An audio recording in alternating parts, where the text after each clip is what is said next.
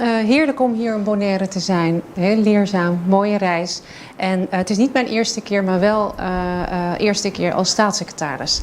Ik ben hier om cultuur te bevorderen in Caribisch Nederland en dus ook op Bonaire.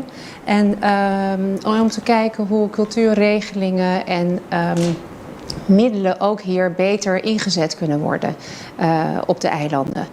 Beter ingezet en ook toegankelijker beschikbaar kunnen worden gemaakt.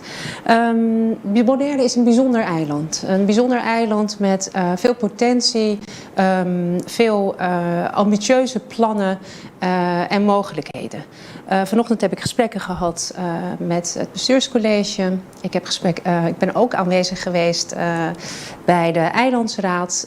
Helaas waren niet alle leden aanwezig, maar wel enkele kunnen spreken over de kansen hier op Bonaire, over de mogelijkheden, maar ook over de problemen en de uitdagingen.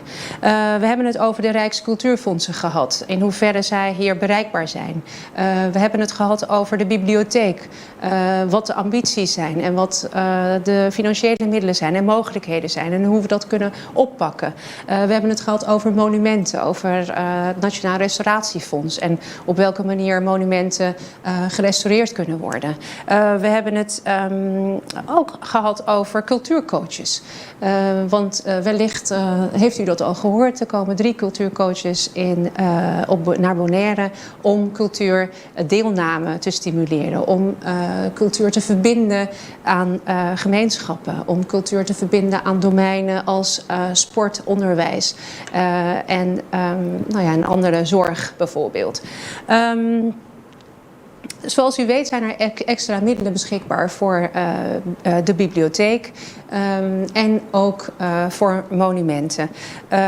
Als we kijken naar de bibliotheek, de ambities zijn hier wel heel groot, maar we gaan de komende tijd, en dat is heel mooi, we gaan de komende tijd vorig jaar al een eerste start gemaakt en ook dit jaar en volgend jaar zijn er extra middelen om in de bibliotheek te investeren. Zowel in de collectie als in de faciliteiten. Het is heel belangrijk, deze gesprekken zijn heel belangrijk. Ik neem het mee, goed om te horen waar de behoefte aan is en zodat ik actie kan ondernemen. Ik kan natuurlijk niet alle problemen oplossen, was het maar waar. Maar ik kan wel met u verder kijken hoe ver we kunnen komen en in ieder geval ontwikkelingen op gang zetten. Dank u wel.